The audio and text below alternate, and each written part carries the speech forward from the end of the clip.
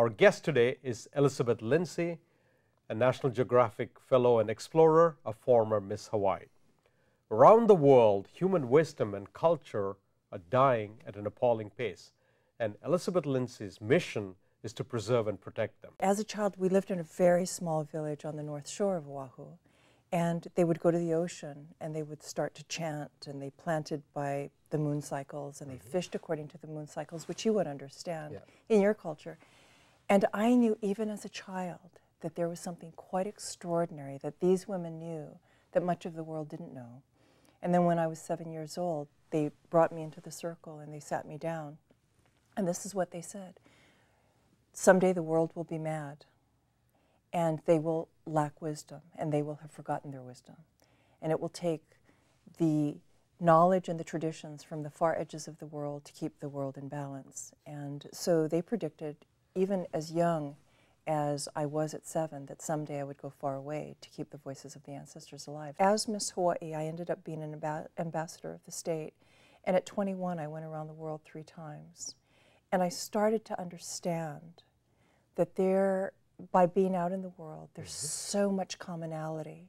I mean, when you look into the eyes of a stranger, and I know that you travel a lot, you cannot help but know that you are looking into the eyes of someone who's reflecting back to you a spirit that's very similar to your own. You parlayed the beauty queen experience to get a PhD in anthropology and ethno-navigation and go on to be part of National Geographic Fellows Program.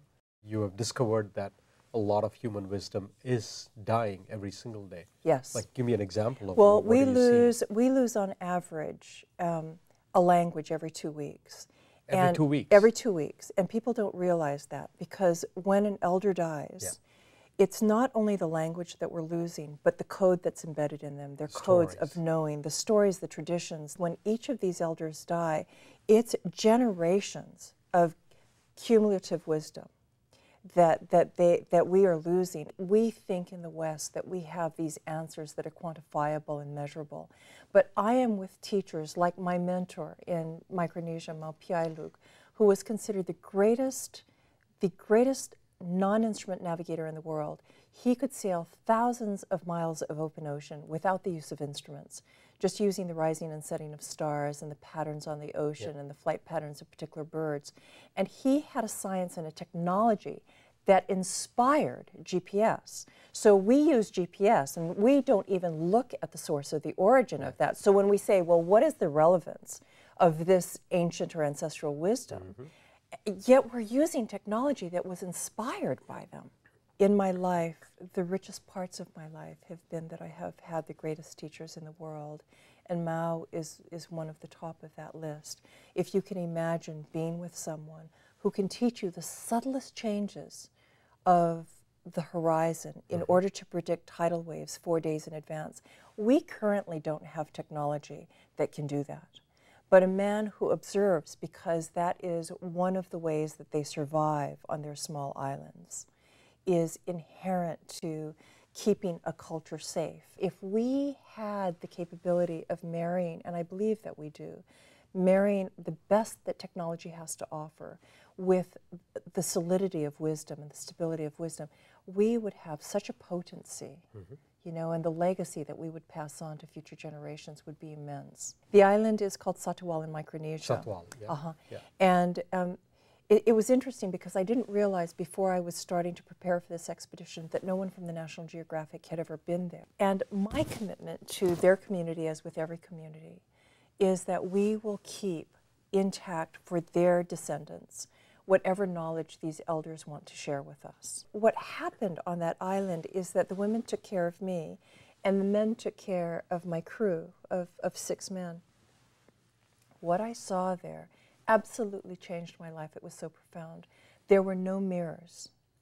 And what happens is that when you're no longer self-referencing in that way and relying on image as a way of navigating through the world, everything begins to shift. So, for example, there were women in their 90s that saw themselves as sensuous and beautiful and would sit under the stars and comb the hair of their granddaughters and sing like little girls and flirt madly with my crew. Because they saw themselves as beautiful. I'm going to take you all the way from Southwall to Sardinia. Oh. So understand, as part of your exploration, as your journey, Yes. you went and visited this group of Centenarians. Yes. Yeah. And a whole village of them? Well, Yes, a whole island. I mean, of in people Sardinia. Who are 100 years or more. 100 years or more. And you know, these people are so alert, and I didn't see. Yeah, that's what I read. So they were 100 years old, but they were not on a bed. They were kind of walking around. Oh my goodness, vibrant. And these are the four themes that we have found. The 4 secrets. No? 4 secrets. Yeah. Where they eat close to source. Many of them have grown food around them, much like your grandparents. Absolutely, yeah. And so there's a purity of their diet. So nutrition is really important. Activity throughout their lives is equally important. They have always been active. What they each do is practice a degree of stress reduction, whether it's meditation or worship or whatever it does that decompresses them. But the 4th thing, which I think is the most interesting and the most important, is a sense of belonging. Community.